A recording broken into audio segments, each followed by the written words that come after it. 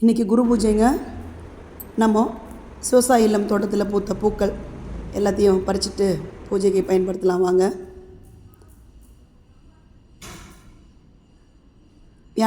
வியாழந்தோறும் குரு பூஜை நம்ம இல்லத்தில் ரெகுலராக நடக்குங்க. எல்லா பதிலும் சொல்லியிருப்பேன். பூஜைக்கு எந்த பூக்களையும் நாங்கள் வெளியில் வாங்கிறதில்ல, எல்லாமே நம்ம வீட்டில் விளைஞ்சி வருதுன்னுட்டு.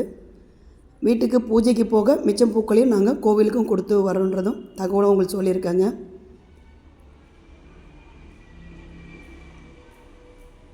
நெய்வேத்தியத்துக்காக கொய்யா, வெற்றிலை, தாம்பூலம்,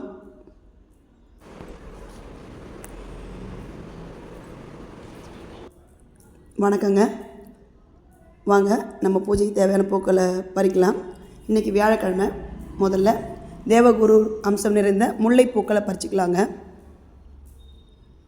இந்த பூக்கள் நம்ம விவசாய இளம் சேனலில் ஒரு பெரிய பதிவு 5 மல்லிகை பூக்கள் என்ன உரம் பராமரிப்பு கொடுக்கலான்னு பதிவு தெளிவாக போட்டிருக்கேங்க.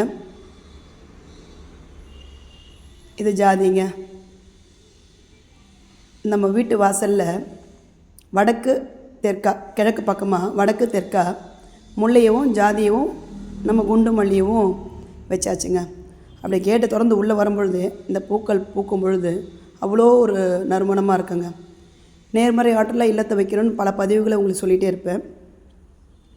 நம்ம வாஸ்து குறைபாடு இருந்தால் கூட இந்த மாதிரியான தெய்வ அம்சம் நிறைந்த பூக்களை நம்ம நட்டு வளர்த்து பராமரித்து வந்தோம்னா இந்த பூக்கள் கொடுக்குற ஆசீர்வாதமும் நமக்கு நல்ல ஒரு வாஸ்து குறைபாடை நீக்குங்க.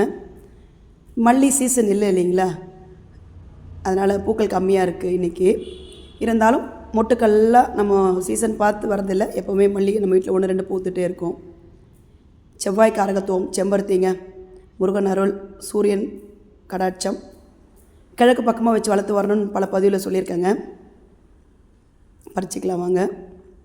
சங்குப்பூ, இது ஒரு விதமான வெள்ளையும் நீலமும் கலந்த சங்குப்பூங்க.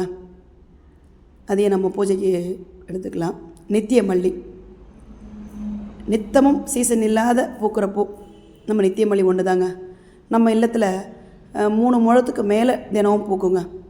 அந்த இலை, அந்த கிளைகளெல்லாம் நம்ம பூத்து முடித்தவொடனே கழிச்சிட்டே வருவோம்னு சொல்லியிருக்கேன். நீல அடுக்கு சங்குப்பூங்க. இது ரொம்ப ஒரு அரிதான பூ. இது ரொம்ப நம்ம பக்குவமாக வளர்த்துட்டு வரணும். சுத்த பத்தமாக இருக்கணும். நல்ல ஒரு ஆற்றலுங்க இந்த பூவுக்கு. இந்த பூ நம்ம ஒரு நல்ல விஷயத்துக்கு போகும்போது நம்ம தொட்டு பறிச்சுட்டு போனோம்னா நல்ல ஒரு வெற்றியான நிகழ்வுகள் நடக்குங்க. இது நம்ம இல்லத்தில் பூத்து இருக்கிற பன்னீர் ரோஸ். இந்த ரோஸ் ரொம்ப தெய்வ கடாட்சம் நிறைஞ்சதுங்க. இதை தேனில் ஊற வச்சு சாப்பிடுவாங்க. இதுக்கு ஒரு பதிவு கொடுத்துருக்கேங்க. பாருங்கள், இது கொத்து கொத்தாக பூக்கும். இந்த பூக்கள் நம்ம இல்லத்தில் வர பூக்கள் எல்லாத்துக்குமே பார்த்திங்கன்னா எளிய வீட்டில் வர உரங்களை பதப்படுத்தி தான் கொடுக்கறதுங்க. நம்ம துளசி பூஜைக்கு கொஞ்சம் அறுவடை பண்ணிக்கலாங்க. கருந்துளசி, நிறைய துளசி நம்ம இல்லத்தில் வளர்ந்துட்டே இருக்கும்னு பல முறை சொல்லியிருக்காங்க. எங்கே வச்சாலும் வளர்ந்துட்டே இருக்கும். இது பன்னீர் ரோஸுடைய இன்னொரு கிளையில் நிறைய முக்குகள் வச்சிட்ருக்கு.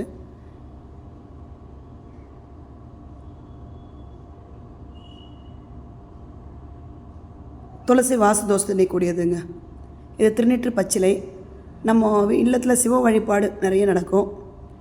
சிவனுக்காக கொஞ்சம் திருநீற்று பச்சிலையும் நம்ம அறுவடை பண்ணிக்கலாங்க. பறிச்சிக்கலாம்.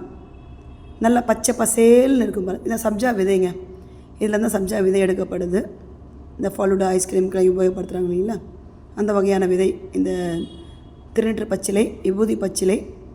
இந்த செடியிலேருந்து தான் அந்த விதைகளை விற்பனைக்கு பண்ணுறாங்க. நெய்வேத்தியமாக நம்ம கொய்யா மரத்துலேருந்து 2 கொய்யாவை பறிச்சிக்கலாங்க நெய்வேத்தியத்துக்காக.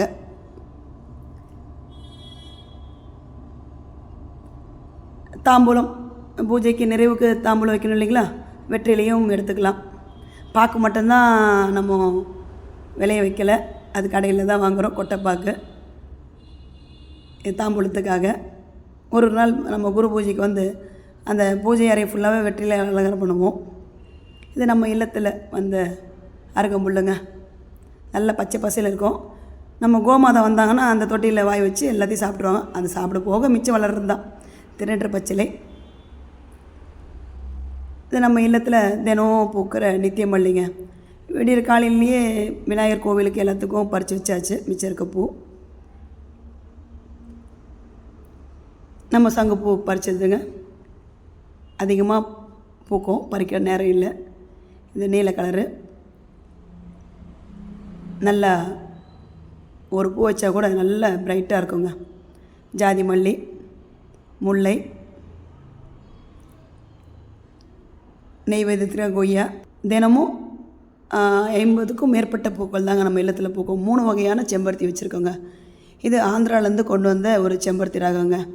ரொம்ப அப்படி கலர்ஃபுல்லாக இருக்குங்க, அப்படியே ஒரு கண்ணை பறிக்கும். இது நம்ம ஊரில் வர நார்மல் செம்பருத்தி. துளசிங்க, எப்போவுமே நம்ம இல்லத்தில் துளசி காடு போல் வளரும்னு சொல்லுவோம் இல்லைங்களா. நம்ம தினம் இல்லைன்னா வாரத்துக்கு 2 முறை பறித்தா கூட இந்த அளவுக்கு ஒரு கூட ஃபுல்லாக துளசி பறிச்சிக்கிட்டே இருக்கலாம். அந்தந்த நேரத்துக்கு தகுந்த மாதிரி சிறு சிறு உரம் பராமரிப்பு, காய்கறி கழிவுகளை எப்படி பயன்படுத்துறது, செலவே இல்லாமல் பண்ணுற திட்டத்தின் மூலமாக வளர்த்துட்டு வரோங்க. நம்ம பாபா பூஜை இன்றைக்கி குரு பூஜை நடந்துகிட்டு இருக்குங்க. எல்லா பூக்களையும் நம்ம பூஜை அறை, நம்ம விநாயகருக்கு விநாயகர் கோவிலுக்கு பயன்படுத்திட்டு நம்ம சீரடி சாய்நாதர் குரு பூஜைக்கும் பயன்படுத்திட்டோங்க. இன்று வியாழன், நம்ம இல்லத்தில் சீரடி சாய்நாதர் குரு பூஜை. தகவல் பிடிச்சிருந்தால் சிவசாய் இல்லம் சேனலை சப்ஸ்கிரைப் பண்ணுங்கள், லைக் கமெண்ட் ஷேர் பண்ணுங்கள். நன்றி.